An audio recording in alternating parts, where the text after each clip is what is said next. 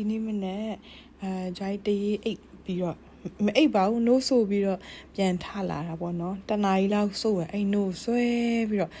အဲ့နဲ့သူအိတ်အောင်မှမဟုတ်ဘူးဆိုပြီးတော့channel ဆင်းပြီးတော့မြန်ဆန်ဆန်လေးပေါ့နော်အပင်လေးတွေဒီနေ့ပြန်ဆိုင်မယ် channel မှာကလောလောဆယ်ဘူးဒီ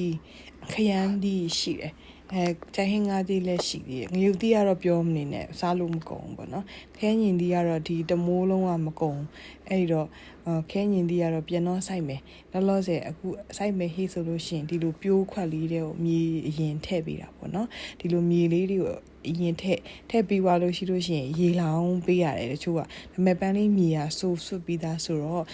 ဒီအစီလေးတွေထည့်ပြီးမှလောင်းလဲရတယ်ပေါ့နော်အဲ့တော့ခလေးကစားရင်ကုန်မှာမဟုတ်ဆိုတော့ခလေးလည်းစားလူကြီးမဟုတ်လည်းခလေးစားပဲ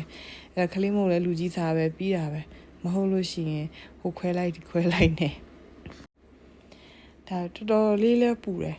10 နာရီမထိုးသေးဘူးဆိုတော့ဘာဖြစ်ဖြစ်ဒီညာလေးမှာထိုင်လို့ရတယ်ပေါ့နော်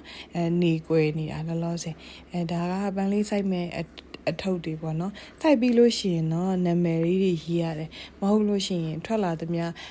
အပင်ပေါက်လေးတွေကလေကလေးလေးတွေလိုပဲအကုန်လုံးတူတယ်ပြီးကြရင်ဘယ်ဟာဘယ်ပင်မှမသိတော့ခွဲပြီးတော့မစိုက်လို့ရှိရင်တချို့ကြီးတဲ့အပင်နဲ့သေးတဲ့အပင်နဲ့စိုက်မိလို့ရှိရင်သူ့ဟာသူကောင်းကောင်းမကြီးထွားတတ်ဘူးဖြစ်တတ်တယ်ပေါ့နော်အဲ့တော့စိုက်လို့ရှိရင်လည်းအနည်းဆုံး5 cm တခါကြလို့ရှိရင်10 cm လောက်ခွာပြီးတော့စိုက်ပေးရတယ်ပေါ့နော်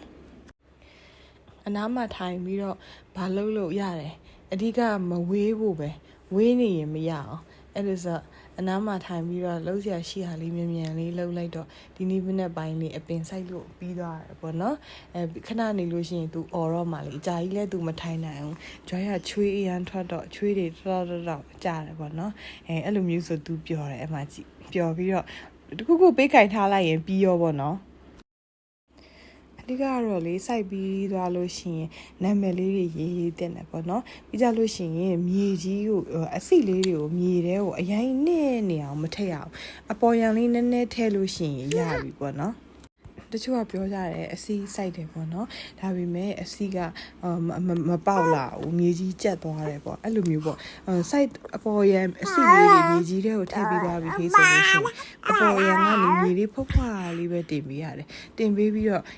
ရေကိုအရန်ဝုန်းဆိုပြစ်ချပြီးတော့မလောင်းအောင်ပေါ့နော်ဒီအပင်ပေါက်လာတဲ့အထိဖြန်းတာလေးနဲ့ပဲတိတိချာချာလေးဖြန်းပေးရတယ်မဟုတ်ဘူးဟေးဆိုလို့ရှိရင်ဒါအစီတွေထွက်သွားတာလားမသိရေအရန်များလို့ရှိရင်အစီထွက်သွားတာလားအစီကြံနေသေးရလားဒါမှမဟုတ်လို့ရှိရင်အစီက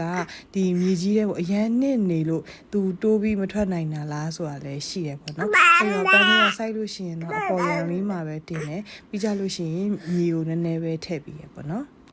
ဒီနေ့မနေ့တော့အပင်စိုက်ပြီးပြန်လာပြီးတော့ပြန်အိပ်ပါတော့မယ်ရှင်